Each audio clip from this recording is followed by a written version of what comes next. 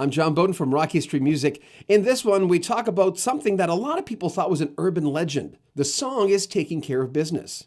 Bachman, Turner, Overdrive were recording right next to Steve Miller, who happened to be ordering pizza with a pizza driver who happened to know how to play piano. It's a crazy story, but it's actually true. Check it out. I don't know if you know Stu Ferguson from CFUN days.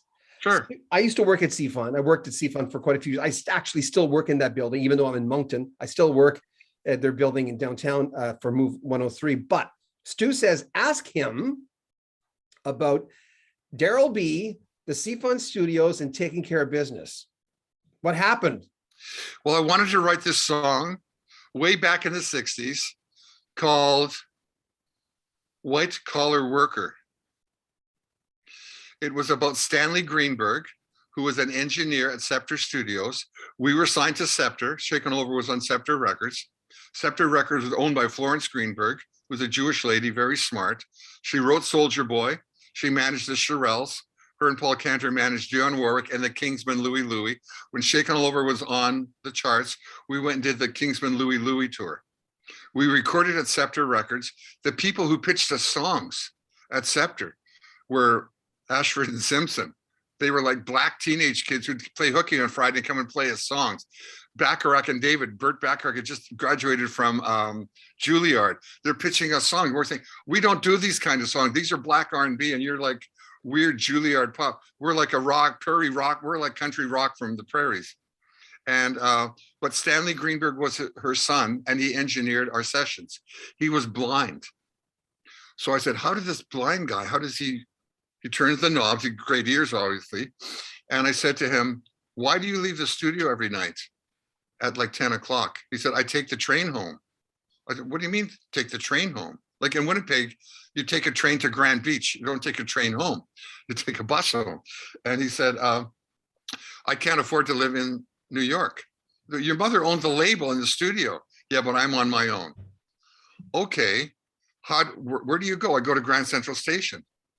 I want to come with you, because every day to work he would wear, this is in August in New York, 90, right? 90 above, 90 humidity. We're all wearing cutoffs and flip-flops. He comes in a white button-down shirt, a tweed tie, a tweed jacket with leather patches on the elbows. And I say, Stanley, it's so hot out there. Why do you dress like that? And he says, I want to dress like George Martin. He's the best producer in the world. I want to look like George Martin. I know he always wears this or a smock coat, but he always wears a tweed coat. I said, look, I want to come with you. I'm going to write a song called White Collar Worker about you, because you always wear a white button down. So I walk with him that night. He leaves at 10 o'clock at night. I say, how do you get there? How do you get to Grand Central Station from 254 West 54th Street, which is where Scepter Records was? And he says, oh, you count steps. I go, are you kidding? So he has a white cane. He said, don't try to help me. I've done this all my life. You go there, he counts, and he's tapping. He counts 256 steps. We get to a crossway and it's beep, beep, you can cross. He turns that way and he walks on, and we end up at Grand Central Station. But the streets are empty. They're just empty because it's 10:30 on a Monday night and everyone's in Madison Square Gardens or in the theaters. In a half an hour, they're all going to be getting out, but it's empty. So I get to Grand Central with him. I go, there's nothing. I was going to write a song about you, Stanley, but there's nothing here to write about. When do you come back in? He says, I take the 8:15 back into the city. And I go, ka-ching. So I go to meet him the next morning at 8:15, and all the girls are on the train, and they're doing their makeup. And then when the train lands at Grand, they run out to Moni of New York or some insurance company, and they're all trying to look pretty. And if the train's on time, then you started work at 9. If the train's on time, you can get to work by 9. Now everybody starts at 10. Then you started at 9. School started at 9. Everything started at 9. And so I write this first verse.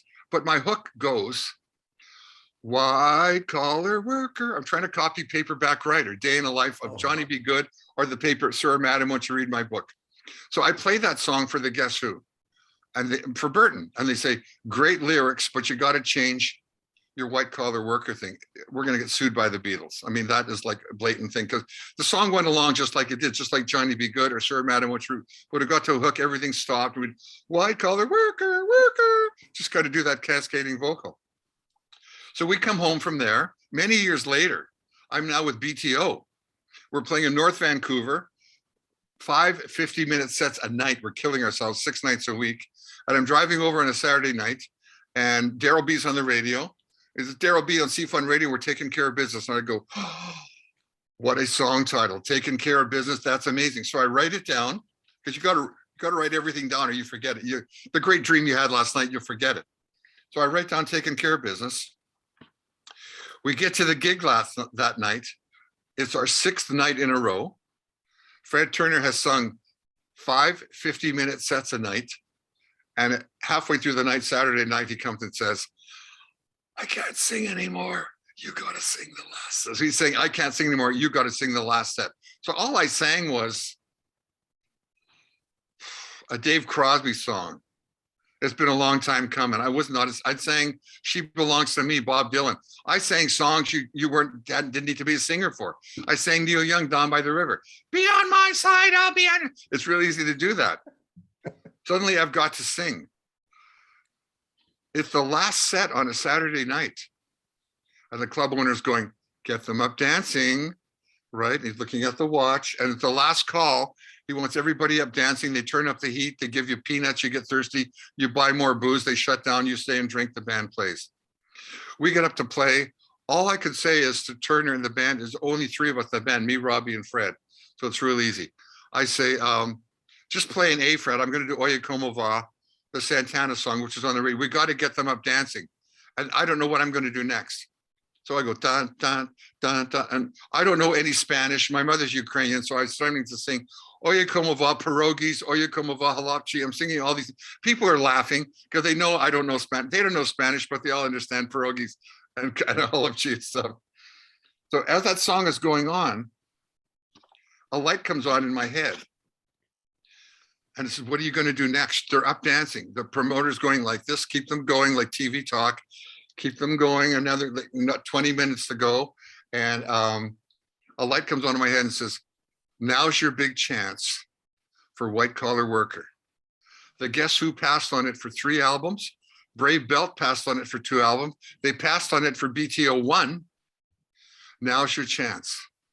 I sing the verses. They get up in the morning from the alarm. When I get to the hook, I don't do the White Collar Worker. I just did what Daryl B said, taking care of business. And I go, wow, this fits, taking care of business. And I sing to the band, sing it, sing it. We get to it the next time, they sing it. I miraculously answer them every day, every way. It's all mine and working overtime. Boom. Unbelievable. Crowd goes crazy. We stop the song. They keep it going. They know we're making this up on stage. It's like when I made American Woman up on stage outside of Toronto. They sense this jam session going on that's coming from the gods somewhere. The gods of music are coming. And so we do that song. I go to sing it a couple of weeks later in the studio, and Fred says, I'm sick of you doing these bad Bob Dylan and pierogi songs. Why don't you just sing this song on the album and give me a real break? You'll be my pinch hitter, my pinch singer. So I sing it once on the record, period, once. And I figured, no big deal. I've got a sore throat. It's January, February. I'm in Seattle. It's bad. Who cares? It speeds up and slows down. I don't care. There's a knock at the door when we're all done. This is at K Smith Studios. And there's a guy there about 6 feet tall, frizzy hair, frizzy beard, wearing an army suit. And he's got 3 pizzas. He said, you guys order pizza? And I say, no, try down the hall. Steve Miller's in B, War's in Studio C, we're BTO, we're in 1. He comes back 5 minutes later. He said, yeah, I got rid of the pizza. I've been listening to this song, Taking Care of Business is playing. Listening to the song through the door. It sounds like it could use a piano. I said, yeah, I know Little Richard. I know Elton John. They're in LA right now at a big party. And he says, I'm a piano player. Give me a break. Give me a shot, please. And I go, come on. It's 2 a.m, man. We've been here since noon. We're dead. Just one take. I give him one take. He plays it. He said, what should I play? Like I said, play a mix of Elton John, Little Richard, and Dr. John. So when you hear the piano taking care of it, the first verse is like Dr. John. The second verse is like Little Richard. The third one is like, Elton John. He did one take and went home. I didn't even hear it back. We were so tired. We came in the next day. The head of our label, Charlie Fash, flew in and said, I want to hear the album. I said, you're a day early. We haven't even got it done. I said to the engineer, when you play him the album, this is BTO2, play him Let It Ride. I knew that was like a radio song.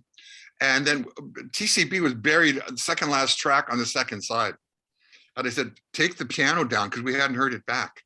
So as he's playing the whole album, he gets to halfway through TCB, he pushes the piano up. And then comes the piano.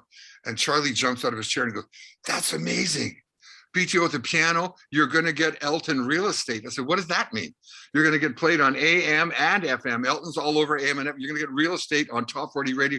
That's what I want for you guys, Top 40 airplay. Let me hear the whole track. We play him the whole track. He goes nuts. He said, this is a real party record. Who played the piano? I say, I don't know. A guy who delivered pizza walked in and played the piano. He said, don't try to create a rock and roll myth, the urban legend.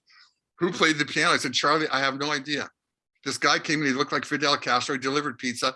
It was down the hall. We didn't even get the pizza. I don't even know the name of the pizza place. He says, you got to find out. The guy's got to be in the union. We got to get his permission. This record, you're going to be playing this song the rest of your life. I said, okay. I go down the hall. I ask Steve Miller and the guys in War, where'd you get the pizza from? Well, when you're in a studio and you go home, Tinkerbell comes in and cleans up. So all your Chinese food and your stuff is gone. You have a clean studio the next day. Nobody knows where the pizza came from. So I go to the girl at the front of the studio and I say, okay, here's the yellow pages. You start at Antonio's. I'll start halfway through at Mario's. Phone all the pizza places within 2 blocks of the studio and see if they delivered pizza here last night. I get lucky on about my 3rd phone call because it's like The Simpsons. Hi, do you have a guy that looks like Fidel Castro with a big beard and an army suit? And it's like Moe's phoning Moe's bar, and then you hang up, right? Is Seymour hair there? You hang up. He says, yes, we do have a guy like that. You mean the piano player? I said, yeah, he plays piano. What's his name? We can't give out an employee's name. Is he working today? Yes, at the end of the month. He works at the end of the month, delivers pizza. Other than that, he's playing piano. Send him down with a pizza, any pizza. We just want to meet him. He comes down. His name is Norman Durkee. That's the piano you hear him taking care of business.